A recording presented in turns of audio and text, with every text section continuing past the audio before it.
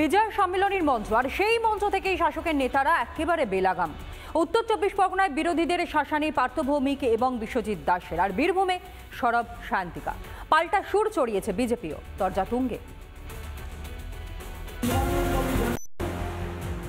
একজন শাসক দলের সাংসদ, অপরজন জেলা সভাপতি, একই মঞ্চ থেকে দুজনেই নিশানা করলেন পদ্ম শিবিরকে।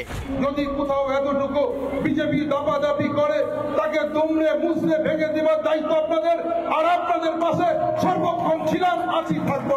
আমি যে কথা দিই সেই কথা রাখি, মনে রাখবেন। এটা ভোটারের নাম ওরা ইচ্ছাকৃত ভাবে বাদ দেয়। পাড়ার বিজেপি নেতাদের গামছা কোমরে জড়িয়ে আটকে রেখে বলবেন আগে আমার নাম তো, তারপরে কথা হবে। উত্তর 24 পরগনার গোপালনগর 2 নম্বর ব্লক, এখানেই ছিল বিজয় সম্মেলনী। সেই মঞ্চ থেকে শাসকের শাসানি।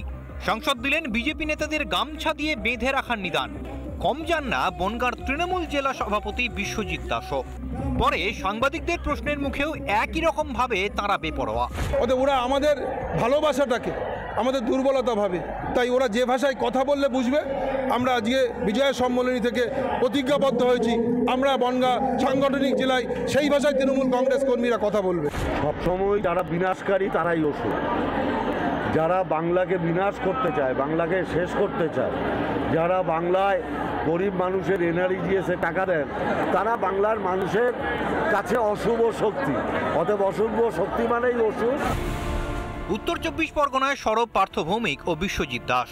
বীরভূমে আবার বিজয় সম্মেলনের মঞ্চ থেকে বেলাগাম সায়ন্তিকা বন্দ্যোপাধ্যায়। মানে একটা হয়তো ভোটারের যদি নাম বাদ গেছে, আমরা সবাই মিলে এই বিজেপি এবং কেন্দ্র সরকারের বাড়ি যেখানে যেখানে তারা থাকে, আমরা মা মাটি মানুষ মিলে তৃণমূল কংগ্রেসের কর্মীরা মিলে ঘেরাও করব।